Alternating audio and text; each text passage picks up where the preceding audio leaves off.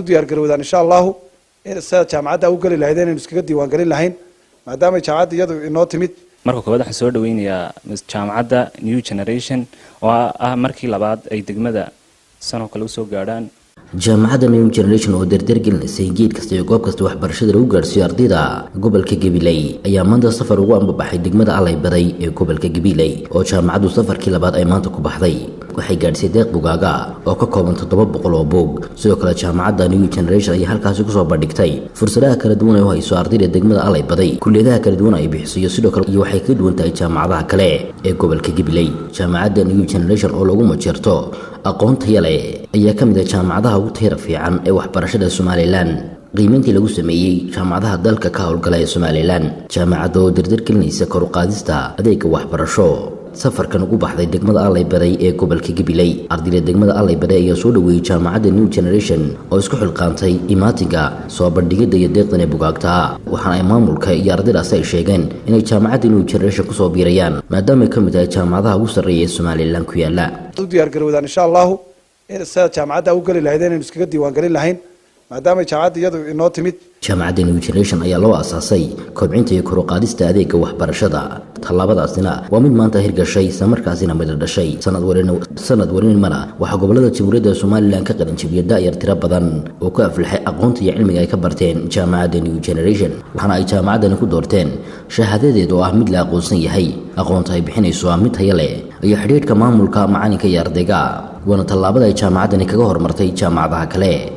sidoo kale jaamacadda New Generation ayaa waxa inta badan ka qalin jabiya mas'uuliyiinta xiriirka ka haya xukuumadda taasi oo tusaale u ah jaamacaddan uga duwan tahay jaamacadaha kale ee ku yaala Somaliland. jaamacadda New Generation ayaa sidoo kale dhiirigelinaysa kobaca iyo kor u qaadista waxbarashada degmooyinka si loola dagaalamo jahliga bulshaduna u noqdaan kuwa aqoon-yahan ah wax ka bedeli kara horumarka qarankani. ugu horreyn waxaa halkaas ka hadlay gudoomiyaha jaamacadda New Generation ka biskiisa Gabiley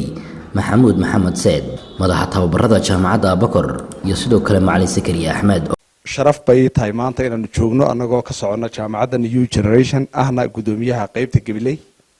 in aanu bulshadayada degmooyinka ugu qiimaha badan leh ee degmooyinka wax soo saarka wadanka muhiimad ugu fadhiya weyn oo aynu dareemi karno inaynu joogno maanta inagoo u taagan inaynu dhiirigelino bulshada qaybta ugu muhiimsan bulshada oo ah qaybta bahda qalinmaalka. bahda qalinmaalka sababteenu u dhiirigelinayna waxa weeyaan hadaynu doonayno wadankeenu inuu meel gaadho mustaqbalka inaynu ummadda wax la qaybsano wadamada aynu wax la qaybsano taasi waxay ku xidhnaanaysaa bulshadu siday u eg tahay oo bulshadu siday u eg tahay markaynu leenahay bulshada aqoonta leh unbaa meel gaadha 700 buu kulli wax badan manaamsan inay naga kafayn doonaan hadii la yiraahdo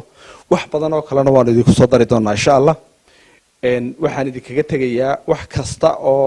jaamacadda New Generation ay awoodeeda degmada Alay Baday waan la qabanaynaa dhinaca waxbarashada dhinaca horumarka dhinaca dhiirigelinta dhinaca arrimaha bulshada oo ilaa caafimaadkiya wax kasta oo awoodeeda waanu la qabanaynaa insha Allah. ujeedada ugu weyn ay tahay in barnaamijkan maanta aan idigu soo booqanay waxa weeyaan inaan buugaagta idin soo gaarsiino sidoo kale jaamacadda informationkeeda aan soo gaarsiino. jaamacaddu cidimay soo dalbanin cidimay soo xiriirin cidimay oran buugaag noo keena cidimay oran Alay Baday oo kaalaya jaamacaddu iyada garatay iyada garwaaqsaday. waxa weeyaan gudoomiyahana aad iyo aad baan ugu mahad celinaa ma aha waxa weeyaan Alay Baday oo kaliya waxaanu sidoo kale geynaa degmooyinka kale oo dhan. maanta jaamacaddu waxay idigu timid biriris jaamacaddu jiraan jaamacaddu inay community wax ku celiso oo community development ay sameeyso research ay sameeyso problem jira ay xaliso iyo lecture ay sameeyso oo jaamacaddu ay ardaydu wax barto oo wixii message fara badan ardayga la wadaay karto. marka jaamacadda New Generation waxaan ku hambalyeynaa inay ka qayb qaato horumar gobolka jira. maamulka degmada Alay Baday maamulaha dugsiga sare iyo ardayda bugaagtan la gudoonsiinaya ayaa soo dhaweeyay jaamacadda New Generation balana qaaday inay galayaan jaamacadaasi. diyaar garowdaan insha Allah in jaamacadda u gali lahayd inaynu iskaga diiwaan galin lahayn maadaama jaamacadda iyadu inoo timid oo waxa soo waliba deeqo buugaagana daayno wado jaamacadda New Generation waxa soo deeqo jaamacadda ayno wado insha Allah ta'ala gacmo furana waan ku soo dhaweynaynaa waxaan rajaynaynaa inaan iska diiwaan galin doono. marka koowaad waxaan soo dhaweynayaa jaamacadda New Generation oo ah markii labaad ay degmada sano kale soo gaaraan ay kala shaqeeyaan waxbarashada aad baan u salaamayaa waxaan leeyahay kusoo dhawaada degmada allay baday aad baan idin soo dhaweynaynaa mar labaad iyo mar saddexaadba gacmo furan baan idinku soo dhaweynayaa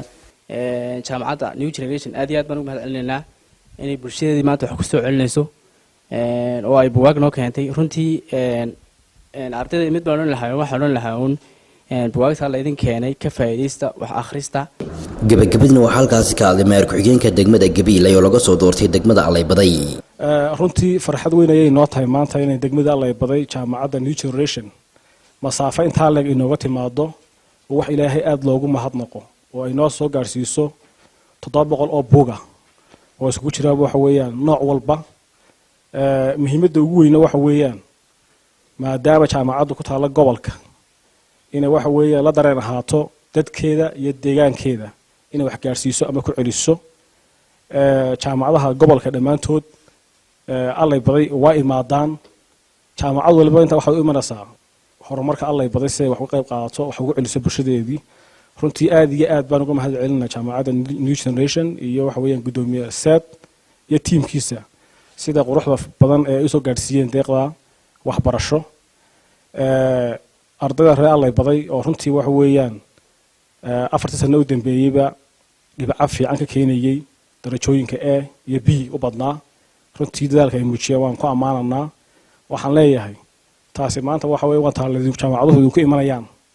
halka ka sii dadaala meel ka fiican oo ka sugaya insha Allah way la xajiyay telefishinka qaranka ah allay baday